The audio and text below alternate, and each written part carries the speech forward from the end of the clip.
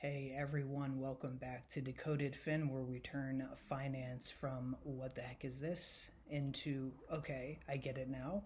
My name is Jesse, and today we're going to unpack something that sounds intimidating, but it is actually very logical once you see it step by step.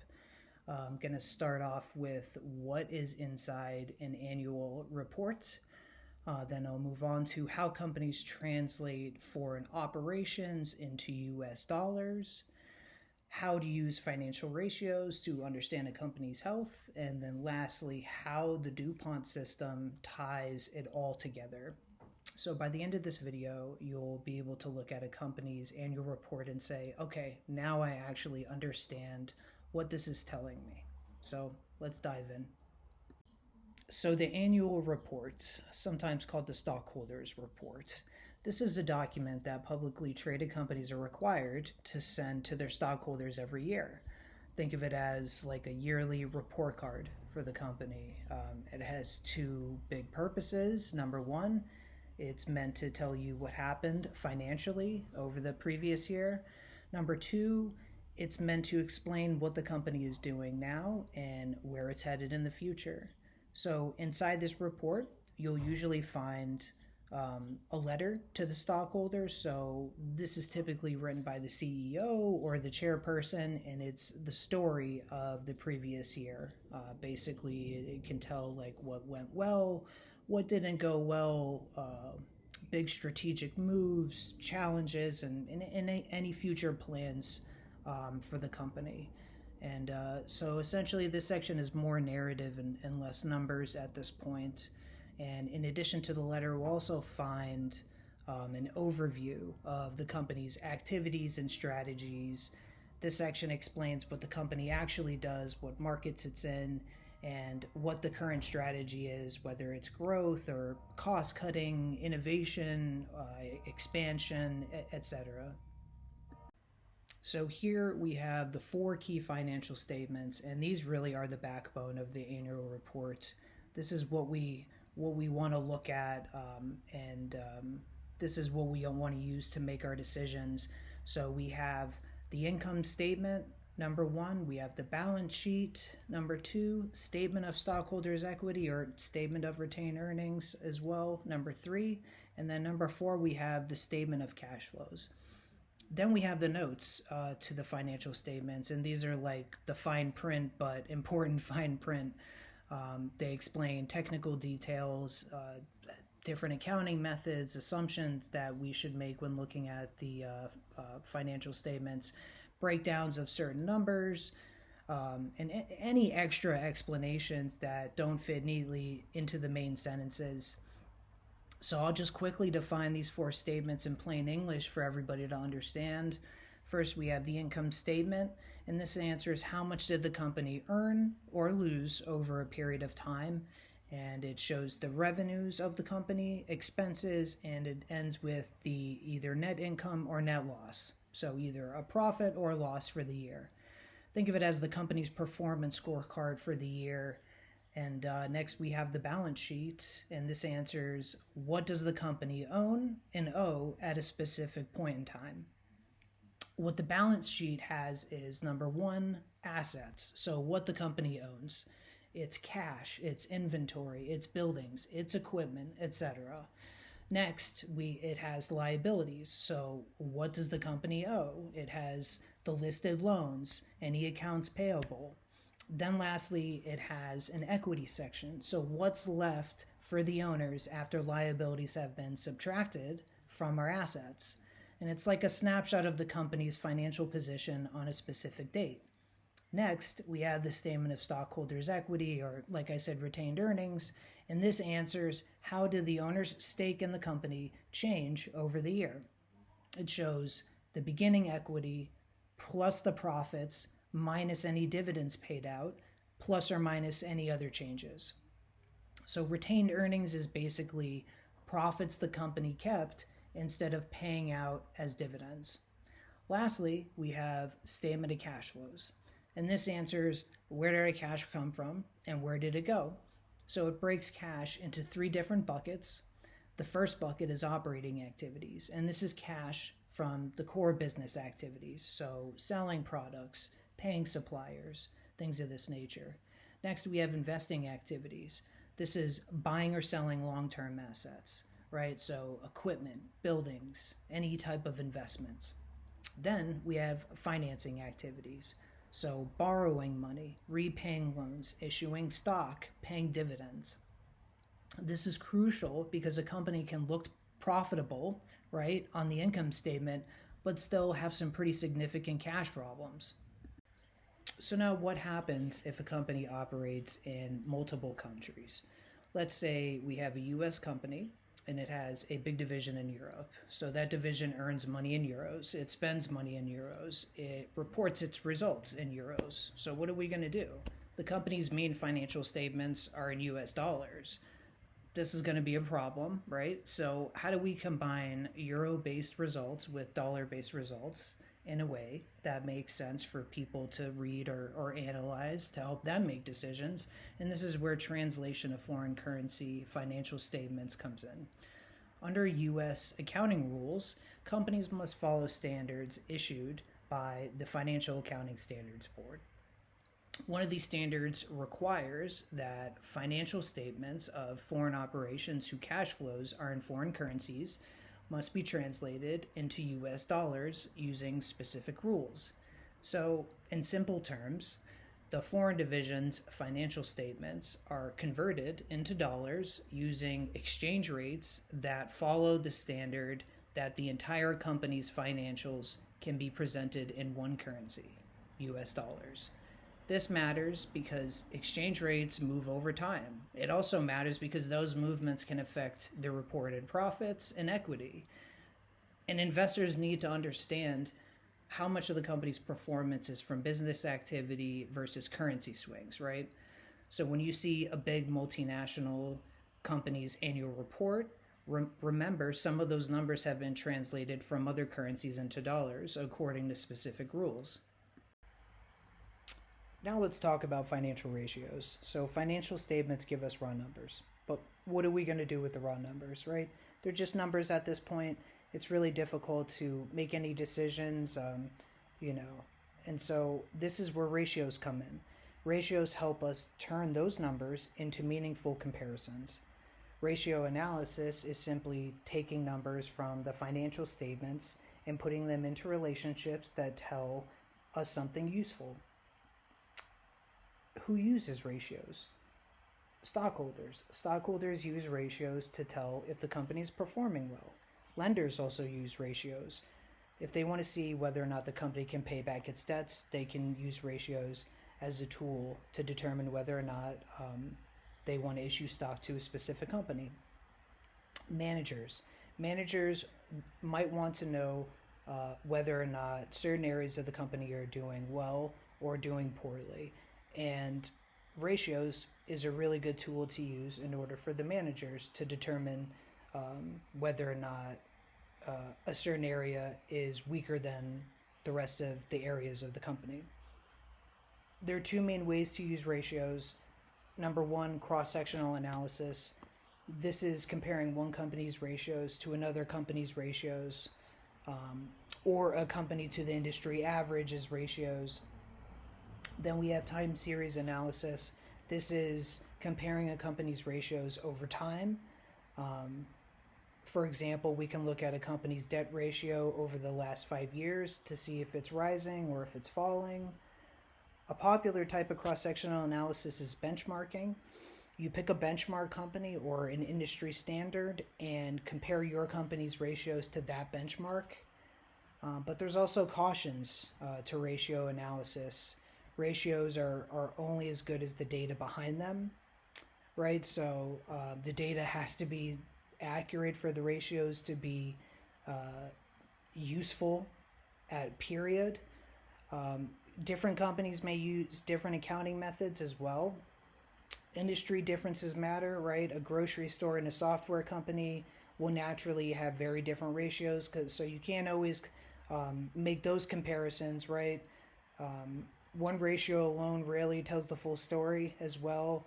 You need to look at a set of ratios together in order to get the most out of this tool So really, ratios are a tool. It's not a magic answer. It's one tool in a toolbox of tools that you can use in order to make decisions. To begin with, we will start with liquidity and activity ratios. So, liquidity. Can the company pay its bills? Liquidity is about short-term survival, essentially answering the question, can the company pay its bills as they come due? Two key liquidity ratios are, number one, the current ratio. Current ratio is current assets divided by current liabilities. Things like cash, inventory, accounts receivable, all combined together, divided by, liabilities, current liabilities, bills due within a year, short-term loans, accounts payable. If the current ratio is, say, 2, that means the company has $2 in short-term assets for every $1 in short-term liabilities. Higher is generally safer, but too high can mean the company is sitting on idle assets. Number 2, we have the quick ratio, or the acid test ratio. Quick ratio is current assets minus inventory divided by current liabilities. And in this ratio, it removes inventory because inventory can be harder to turn into cash quickly. So the quick ratio asks, if we ignore inventory, can the company still cover its short-term bills? Next, we have activity ratios. So how fast do things move? Activity ratios measure how efficiently the company uses its assets. So how quickly things are turned into sales or cash. Key activity ratios are starting with inventory turnover. This is the cost of goods sold divided by the average inventory of the company. So this tells us how many times per year the company sells and replaces its inventory. Higher turnover usually means inventory is moving quickly, which is good. Unless it's too high and the company is constantly running out of stock, then obviously this is bad. Number 2, we have accounts receivable collection period. This is often calculated as accounts receivable divided by average daily sales. And this tells us on average how many days it takes the company to collect cash from customers. Shorter is better because this means the cash is coming in faster. Then we have average payment period. Similar idea to collection period, but for accounts payable. So how many days on average the company takes to pay its suppliers. In certain circumstances, longer can be good for cash flow, but too long can strain the relationship and sometimes signal trouble, or you could get a fine from taking too long to pay the suppliers.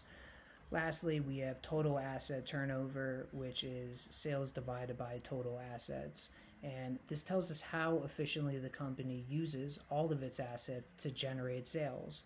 So higher means the company is generating more sales per dollar of assets. Now let's talk about debt and financial leverage. So debt is money the company borrows and must repay with interest. Financial leverage is the idea that using debt can magnify both the returns on an investment, but also the risk. So if things go well, debt lets the company grow faster, profits can be higher for stockholders. If things go poorly, debt still has to be paid and losses can hit harder. So that's why the risk is increased. So we use debt ratios to see how much debt a company has and whether it can handle it. Some key debt-related measures are, number 1, the debt ratio, which is total debt divided by the total assets. And this tells us what percentage of the company's assets are financed by debt. Higher means more leverage, more risk, but potentially more return. Then we have times interest earned, which is earnings before interest and taxes divided by interest expense. And this tells us how many times the company's operating earnings cover its interest payments. If this ratio is low, say close to 1, it means the company is barely covering its interest, which is very risky. Then we have number 3, fixed payment coverage ratio. This goes beyond just interest and looks at all fixed payments, so like loan principal, lease payments, etc. The idea is, can the company comfortably cover all of its fixed financial obligations? These ratios help lenders and investors answer, is this company over leveraged?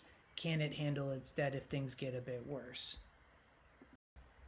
Now let's move on to profitability and market value ratios. We have a common size income statement, and this shows each line as a percentage of sales. For example, gross profit, operating profit, net profit, all as a percentage of sales.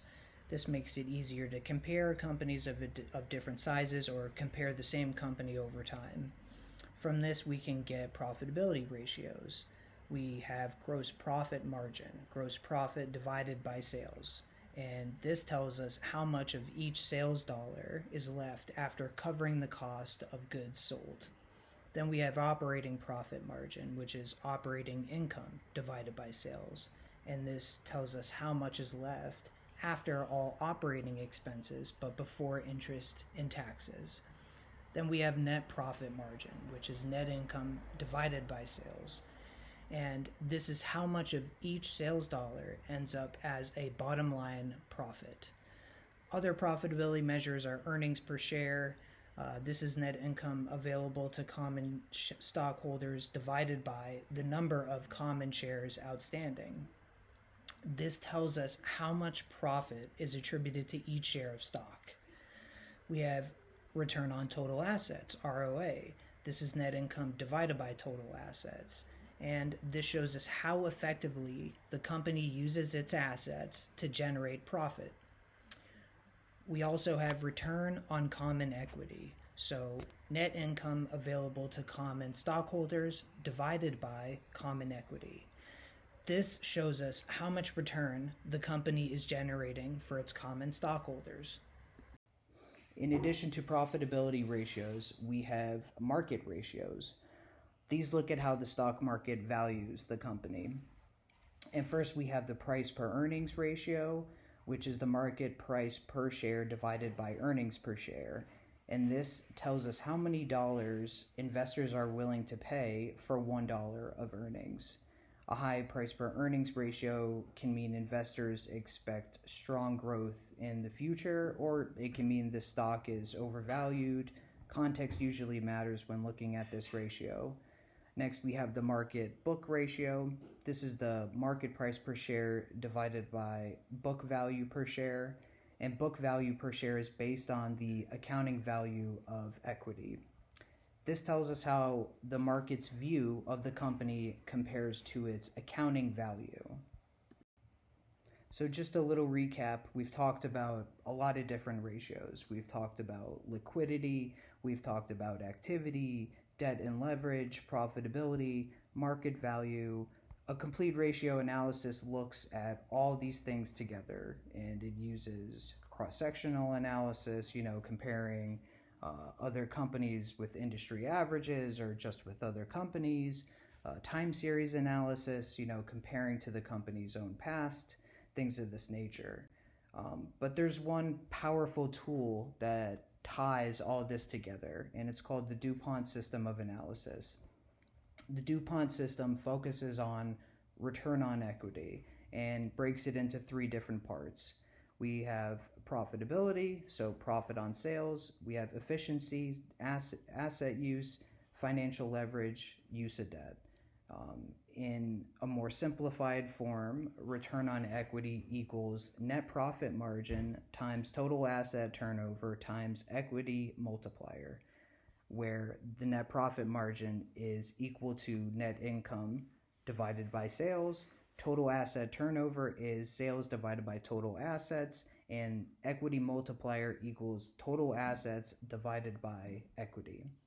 What does this mean in plain English? Well, net profit margin tells you how much profit the company makes from each dollar of sales.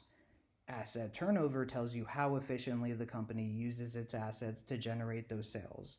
And the equity multiplier tells you how much the company's assets are financed by equity versus debt.